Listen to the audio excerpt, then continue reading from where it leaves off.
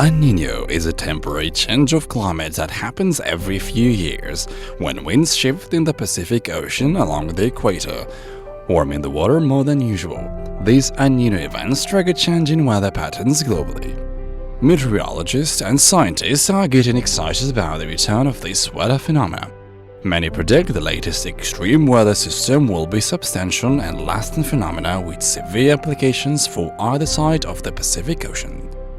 The Australian Bureau of Meteorology, which monitors weather patterns across the tropical Pacific, upgraded its monitoring status to El Nino level for the first time in 5 years and warned it is likely to persist in the upcoming months.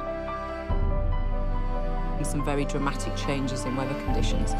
But La Nina, the cooling phase in the Eastern Pacific, can also have very dramatic effects on climate around the world.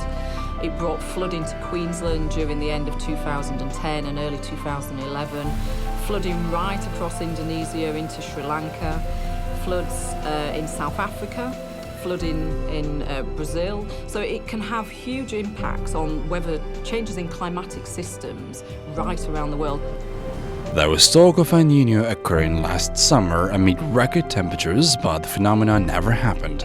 However, this time it could be different. David Jones, climate monitoring and prediction chief at the Australian Bureau, told reporters that the 2015 effect will be a proper El Nino, not a weak one.